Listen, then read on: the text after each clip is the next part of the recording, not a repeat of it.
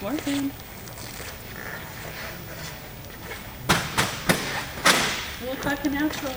Small helicopter, so a little bit less equipment to deal with. The bigger the helicopter, the more equipment to deal with. We'll like to get on these opportunities so they can see us. Warning panel for all of the systems in the helicopter. And these are old, what we call steam gauges. These are old style gauges that you don't have the up-to-date cockpits like the airplane. Here you go. Engine oil pressure and temperature, transmission oil pressure and temperature, fuel quantity, load, that's what the generator power is coming out. Boost pumps, boost pumps in there. And I'm going to turn both of those boost pumps off right now. So boost pump pressure from the fuel tank just went away. Come up here. Power coming out of the engine, that's called torque. That's the amount of power that the engine is supplying up to a maximum of a little right around 100%. Turbine outlet temperature, that's the temperature that the engine is running at, and those numbers are in centigrade. So the green arc, this thing will run up to, in the green, a little over 700 degrees centigrade. And what does that equate to? Someplace around 3,000 degrees, something like that? It's something high, yeah. But at any rate, so it's temperature limited.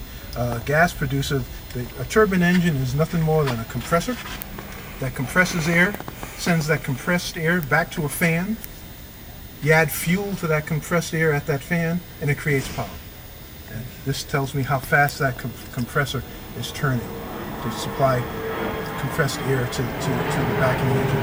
Now, you say compressed air, we're talking about, you know what compressor is. These fans, these are a series of little fans. They're only about this big around. It's about this long, the compressor. It's 3 or 4 fans.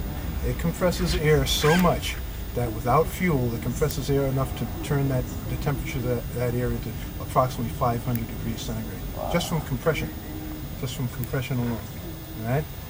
So we got an airspeed indicator. We get a rotor tach and an engine tach. Okay, this tells me we operate right in between those two little red lines. We get everything turning up there, and that's where everything stays. No matter what I do with this, the power, we change power, but the RPM remains the same. All right? From the attitude indicator, directional gyros, 2 sets of directional gyros, an altimeter tells us how high we are. A rate of climb and descent, this tells us how fast we're going up or how fast we're going down.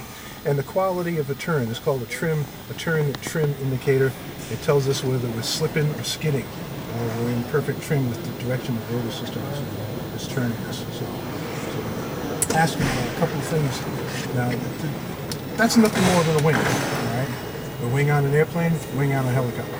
Wing on a helicopter goes round and round, all right? Creates lift. How does it create lift? Lift is nothing more than a function of the angle of attack to a relative wind. If I get a wind coming like this and I get an airfoil coming like this, I'm not creating any lift. If I get a wind coming like this and I get an airfoil that's like this, I'm creating lift. Okay? And what is lift? Changing the airspeed over the top of the wing. High pressure, low pressure, exactly. Okay? So to do that, we have what's called a collective. Collective increases and decreases the pitch equally on both blades. So if I pull up, go ahead and pull up. Just give it a good yank. Pull up, pull. Okay? I just see how the blade turns. Yeah. It increases. We're increasing and decreasing the lift of the rotor system. So go ahead and push that all the way down. All right? Now, this controls both rotor blades. This also controls both rotor blades. The collective increases and decreases the lift equally on both rotor blades. If I increase it on one, I'm increasing it on the other. That's collective. That's lifted and no lift. Yeah. The cyclic controls the same rotor blades, but it increases and decreases the lift on the rotor blades cyclically. In other words, it'll increase it on one, at the same time it's decreasing it on the other. Oh, okay, so what's happening? We're increasing the lift on one, we're decreasing it on the other. What's going to happen to those blades? It's going to tilt. Yep. All the cyclic does is it tilts that. If you can imagine a giant pie plate up there when it's running, just a big giant pie plate. This takes that pie plate sitting on that mast that's going up there, and it takes that pie plate and it does whatever you want it to do.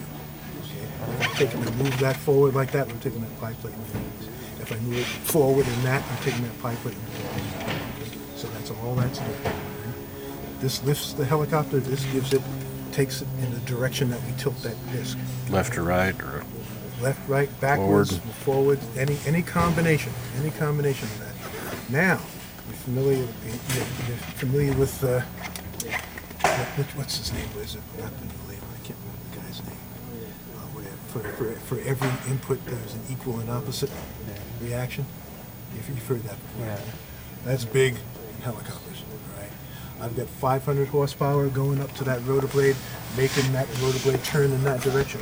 What do you think the fuselage hanging under it wants to do? It wants to turn just as fast in the opposite direction. All right? So what do we do about it? I don't know. Where do you got your feet on? Go ahead and put your feet on this. I got a prop. I got a tail rotor. Tail rotor is nothing more than a set of wings back there. Go ahead and push full left pedal in while he's watching.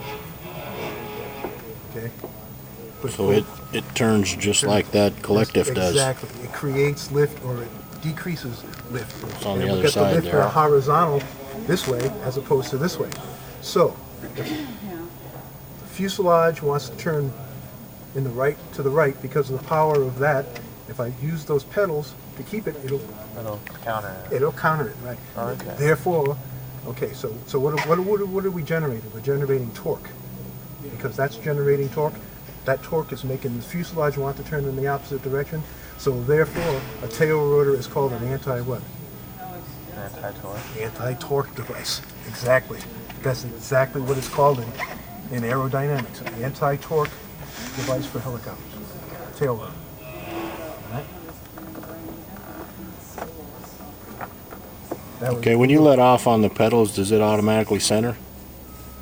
Will it bring it back to center on your rotor? Somewhat, yeah, somewhat. There are other things back there. Go ahead and hop out.